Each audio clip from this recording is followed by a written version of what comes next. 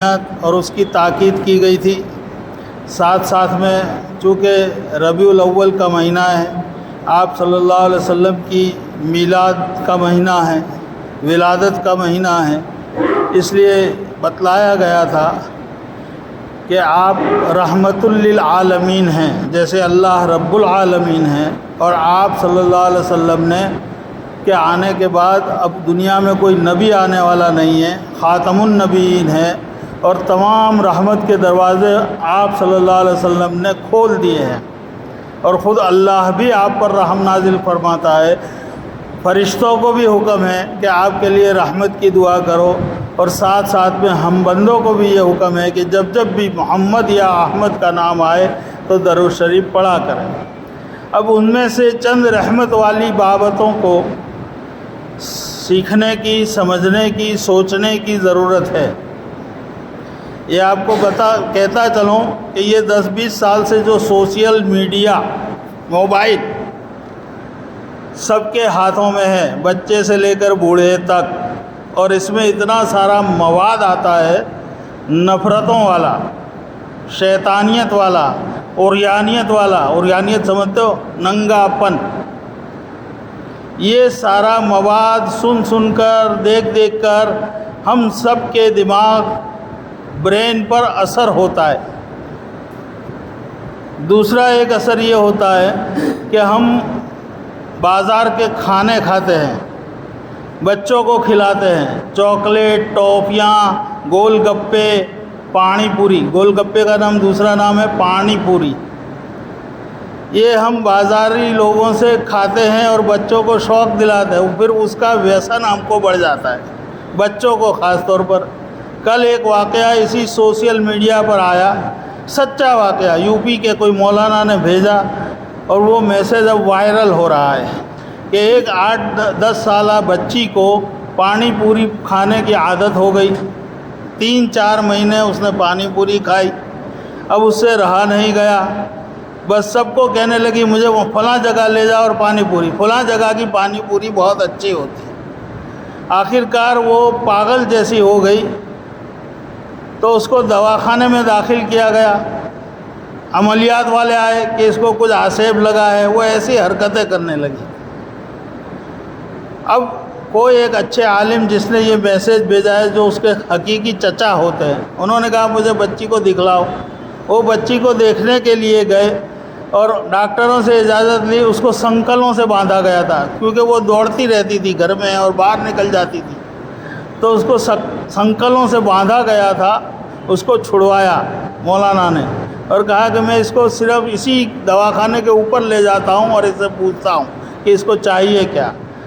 تو اس لڑکی کو اس کے چچا نے پوچھا کہ بیٹا تجھے کیا چاہیے؟ میں وہ سب کچھ دینے کے لیے تیار ہوں، مگر تو ایسی حرکت کیوں کرتی ہے؟ معلوم ہوا کہ اس نے کہا کہ مجھے فلانے پانی پوری والے کے پاس لے جاؤ۔ اب وہ سب کی اجازت لے کر پانی پوری والے کے پاس گئے، لڑکی کے ساتھ انہوں نے بھی پانی پوری کھائی، اور جب کھائی تو اس کو اطمینان ہو گیا۔ پھر وہ چچا نے اقدامات شروع کیے، نارکوٹکس ایکٹ والے کو بلایا، پانی پوری والے کی پانی پوری چیک کی۔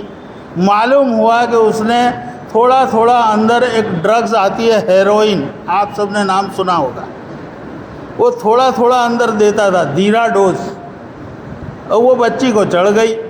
اب اس کے اوپر سارے اقدامات ہونے لگے۔ میرا کہنے کا مطلب یہ ہے کہ ہم ایسی چیزوں سے احتیاط کریں۔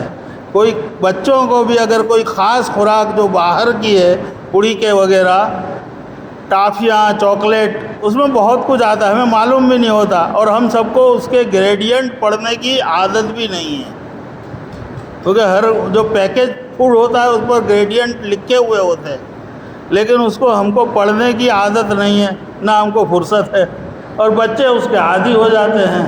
تو یہ نشاور چیزیں، ڈرگس، جس میں اچھے لوگوں کو، مسلمانوں کو بھی مبتلا کیا جاتا ہے۔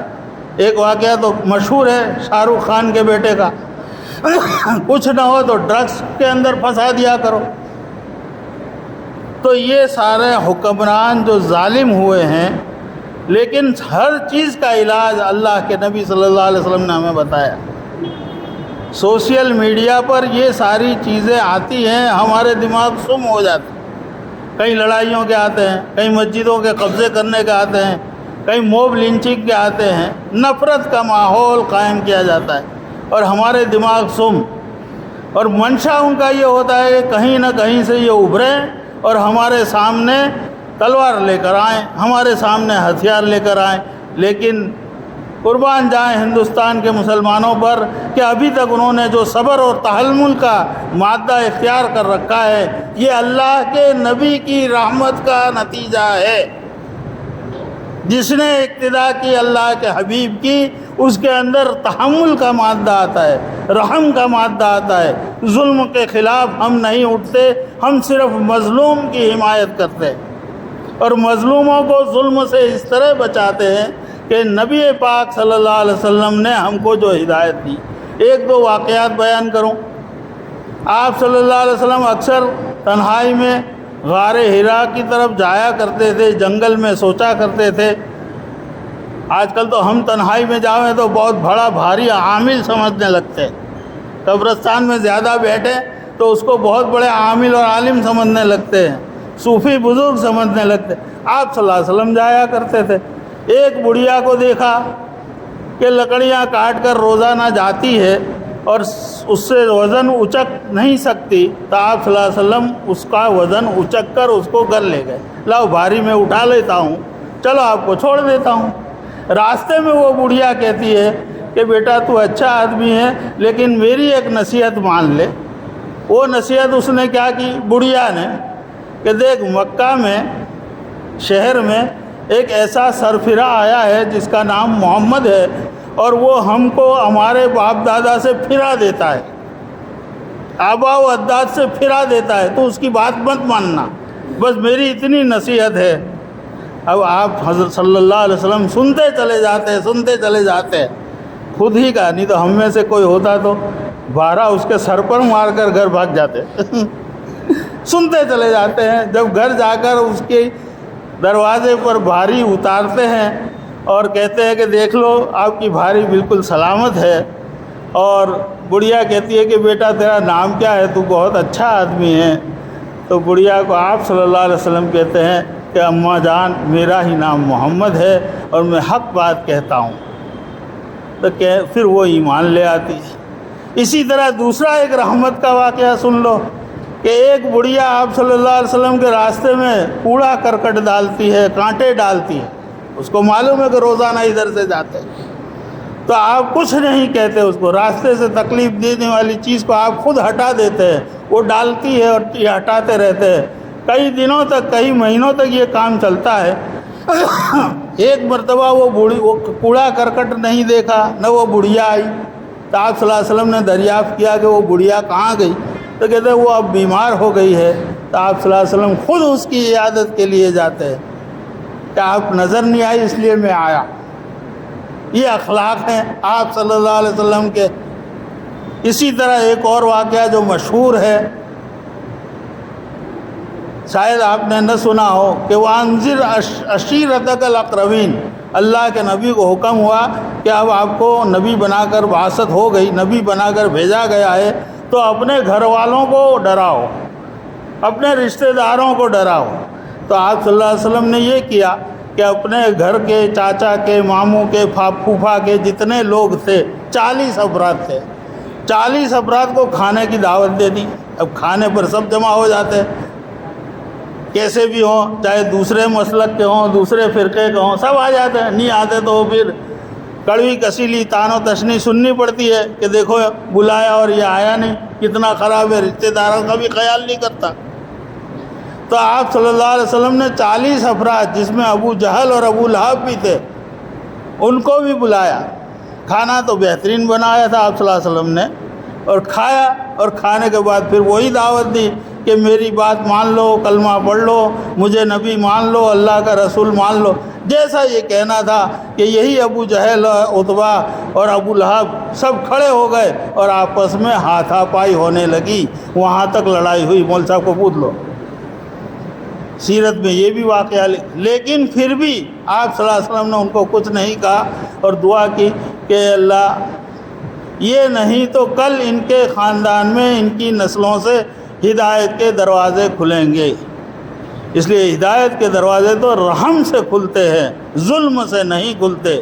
تم چاہو کہ جتنا تم ظلم کر لو، اس کو سیدھے راستے پر لا دوں گا، اس کو صحیح ظلم سے نہیں ہوتا۔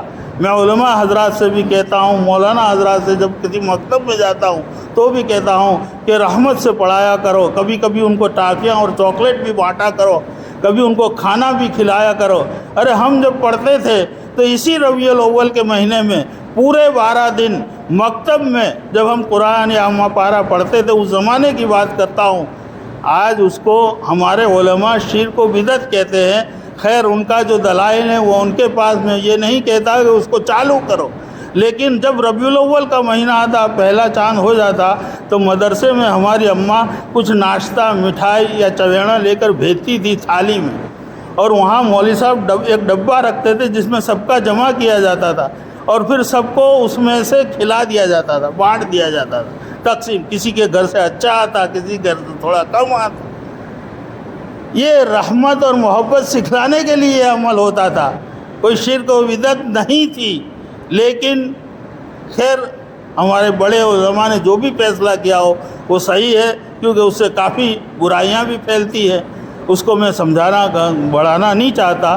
اور ایک بات یاد رکھو کہ مصلحت کی خاطر بھی شیطان ہمیں ورگلاتا ہے، یہ قرآن کی آیت ہو گیا۔ ایک مصلحت کی خاطر بھی کسی مذہب کی تشبیہ مت کرنا، کسی مذہب کے ہم خیال مت ہونا، کہہ دینا لکم دینکم ولی دین۔ مگر ہمارے یہاں تو دیوالی آنے سے پہلے اپنے گھر پھٹاکڑے آ جاتے ہیں۔ آج کل تو مہنگائی کا زمانہ ہے اور ہمارے بچے بہت سارے روپیے اس میں بگاڑتے ہیں۔ آپ